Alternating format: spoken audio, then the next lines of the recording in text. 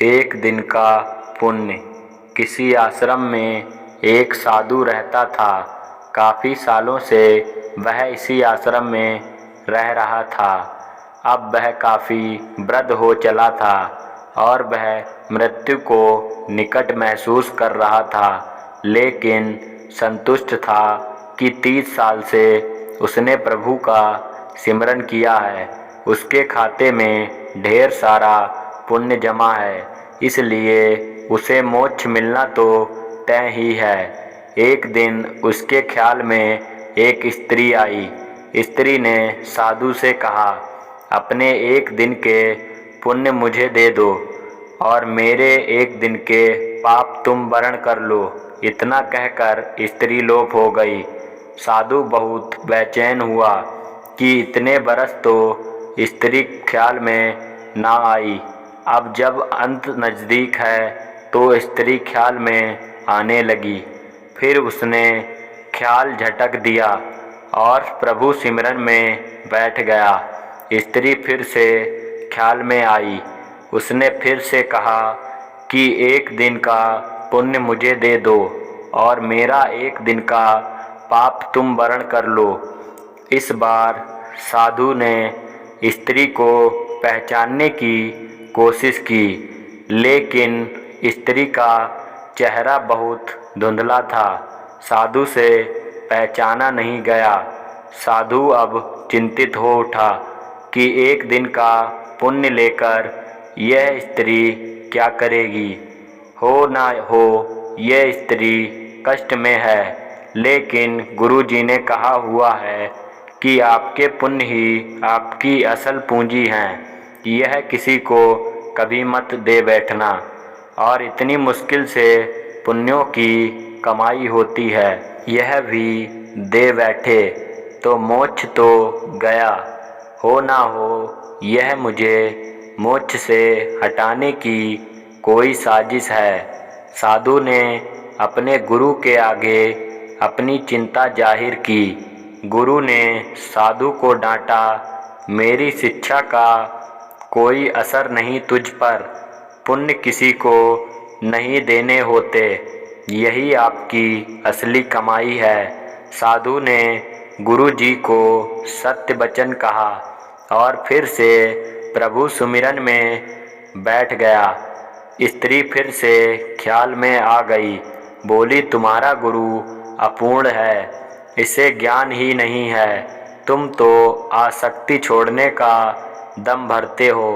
बीवी बच्चे दीन दुनिया छोड़कर तुम इस अभिमान में हो कि तुमने आसक्ति छोड़ दी है। तुमने और तुम्हारे गुरु ने तो आसक्ति को और जोर से पकड़ लिया है। किसी ज़रूरतमंद की मदद तक का चरित्र नहीं रहा तुम्हारा तो। साधु बहुत परेशान हो गया। वह फिर से गुरु के पास गया, स्त्री की बात बताई। गुरु ने फिर से साधु को डांटा। गुरु पर संदेह करवाकर वह तुम्हें पाप में ढकेल दे रही है। जरूर कोई बुरी आत्मा तुम्हारे पीछे पड़ गई है। साधु अब कहाँ जाए। वह वापस लौट आया और फिर से प्रभु सुमिरन में बैठ गया। स्त्री फिर ख्याल में आई। उसने फिर कहा, इतने साल तक अध्यात्म में रहकर तुम गुलाम भी बन गए हो। इतने साल के अध्ययन में तुम्हारा स्वतंत्र मत तक नहीं बन पाया। गुरु के सीमित ज्ञान में उलझ कर रह गए हो। मैं अब फिर कह रही हूँ, मुझे एक दिन का पुण्य दे दो और मेरा एक दिन का पाप वरण कर लो। मुझे किसी को मोक्ष दिलवाना है, यही प्रभु इच्छा है। साधु को अपनी अल्पज्ञता पर बहुत ग्लानि हुई। संत मत कहता है कि पुण्य किसी को मत दो, और धर्म कहता है ज़रूरतमंद की मदद करो। यहाँ तो फंस गया। गुरु भी कोई राह नहीं दे रहे, लेकिन स्त्री मोक्ष किसको दिलवाना चाहती है। साधु को एक युक्ति सूझी। जब कोई राह ना दिखे तो प्रभु से तार जोड़ो, प्रभु से राह जानो, प्रभु से ही पूछ लो कि उसकी रजा क्या है। उसने प्रभु से उपाय पूछा। आकाशवाणी हुई। वाणी ने पूछा, पहले तो तुम ही बताओ कि तुम कौन से पुण्य पर इतरा रहे हो। साधु बोला, मैंने 30 साल प्रभु सुमिरन किया है। 30 साल में भिक्षा पर रहा हूँ, कुछ संचय नहीं किया, त्याग को ही जीवन माना है। पत्नी बच्चे तक सब त्याग दिया। वाणी ने कहा, तुमने 30 बरस कोई उपयोगी काम नहीं किया, कोई रचनात्मक काम नहीं किया, दूसरों का कमाया और बनाया हुआ खाया। राम राम, ओम नमः शिवाय, जय माता की जपने से पुण्य कैसे इकट्ठा होते हैं मुझे तो नहीं पता। तुम डॉलर डॉलर, रुपया रुपया जपते रहो तो क्या तुम्हारा बैंक खाता भर जाएगा?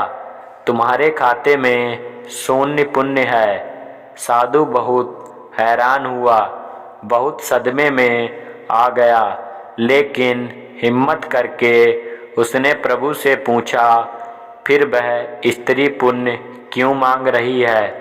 प्रभु ने कहा, क्या तुम जानते हो वह स्त्री कौन है? साधु ने कहा, नहीं जानता, लेकिन जानना चाहता हूँ। प्रभु ने कहा, वह तुम्हारी धर्मपत्नी है, तुम जिसे पाप का संसार कह छोड़ आए थे। कुछ पता है वह क्या करती है? साधु की आंखें फटने लगीं। उसने कहा, नहीं प्रभु, उसके बारे में मैं कुछ नहीं जानता। प्रभु ने कहा, तो सुनो, जब तुम घर से चुपचाप निकल आए थे तब वह कई दिन तुम्हारे इंतजार में रोई। फिर एक दिन संचय खत्म हो गया और बच्चों की भूख ने उसे तुम्हारे गम पोंछ डालने के लिए विवश कर दिया। उसने आंसू पोंछ दिए और नौकरी के लिए जगह जगह भटकती रही। फिर इतनी पढ़ी लिखी नहीं थी, तुम बीच राह उसे छोड़ गए थे। उसे काम मिल नहीं रहा था, इसलिए उसने एक कुष्ठ आश्रम में नौकरी कर ली। वह हर रोज़ खुद को बीमारी से बचाती, उन लोगों की सेवा करती रही जिन्हें लोग वहाँ त्याग जाते हैं। वह खुद को आज भी पापिन कहती है कि इसीलिए उसका पति उसे छोड़कर चला गया। प्रभु ने आगे कहा, अब वह बेचैन है तुम्हें लेकर। उसे बहुत दिनों से आभास होने लगा है कि उसका पति मरने वाला है। वह यही चाहती है कि उसके पति को मोक्ष मिले, जिसके लिए वह घर से गया है। उसने बारंबार प्रभु को अर्जी लगाई है कि प्रभु, मुझ पापिन की जिंदगी काम आ जाए तो ले लो, उन्हें मोक्ष जरूर देना। मैंने कहा उसे कि अपना एक दिन उसे दे दो। कहती है, मेरे खाते में पुण्य कहाँ होते तो मैं एक पल ना लगाती, सारे पुण्य उन्हें दे देती।